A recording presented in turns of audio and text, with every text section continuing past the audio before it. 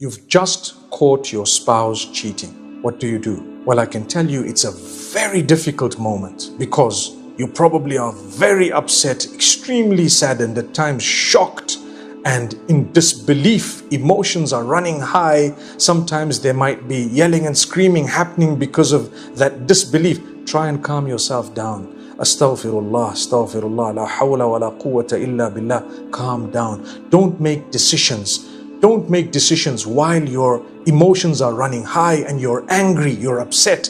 Don't make decisions during those moments. Calm down. Give it a moment. Sit down. Relax. May Allah make it easy.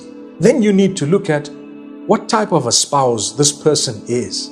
The cheater, the one who cheated. Is he generally a good person? And if it's a female, is she generally a good person? A brilliant person who fulfills the rights, who actually has a good relation with Allah subhanahu wa ta'ala as well, whose character and conduct is beautiful, they've sacrificed for you and they've made a mistake. Subhanallah. If that is the case, consider that perhaps Allah exposed the sin of theirs early in the day in order to make them stop what they were doing through His mercy. He did not want them to continue. So out of His love for them, He exposed them right at the beginning and they were caught.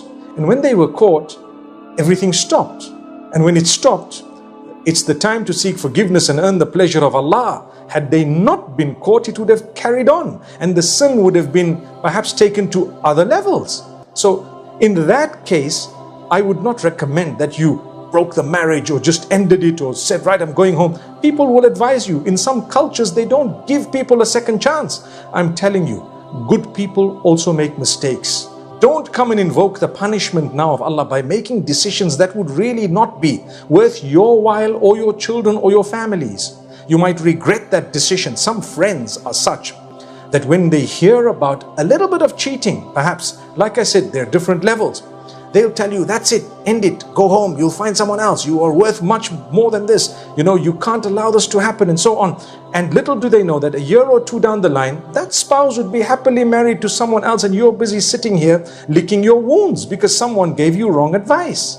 So I'm here to tell you, think before you make decisions. If they had a habit and if this thing went right to the end and it was proven beyond doubt and the person involved is a spouse who doesn't fulfill their rights, no character, conduct, the level of it is extremely low, they're abusive, they're emotionally draining, and really they're not a pleasure to live with at all, then perhaps it's a sign from Allah to say, you know what, walk out. That's what it should be. Walk out. People say you must apologize. Number one, seek forgiveness of Allah.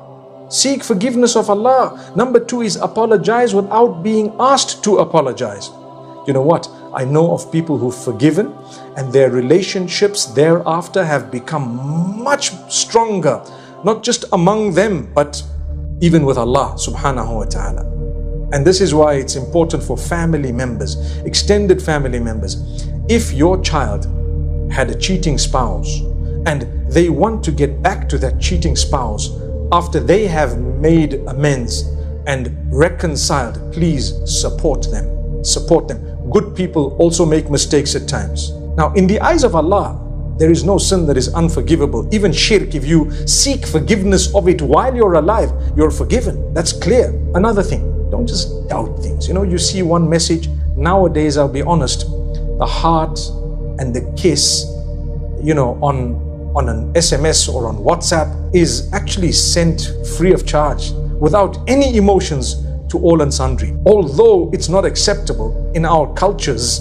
but somehow in some cultures, it just means goodbye and hello. And I'm not justifying it, but don't get too emotional when you see a heart or a message. Or when I went to the UK, for example, I had this woman in the store calling me my love.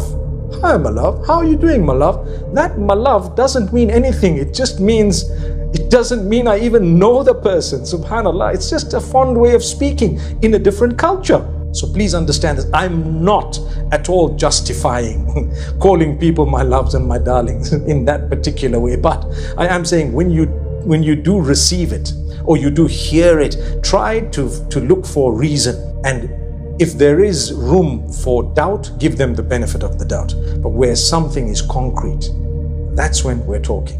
And you need to then look at what I've said, the magnitude of the cheating, as well as the person, as well as the one who was involved. And then together with all of that, you process the information. You look at the pros and cons. You look at how much you've invested in the relationship, how much they've invested in the same relationship, how much this damage has displaced in terms of investment. And I'm talking of investment because you may have children, you may have a lot of other things that you've done together, and how much damage can be controlled and how much repair can happen. Then you make a final decision. How good is that? So may Allah help us, inshallah, to make beautiful decisions.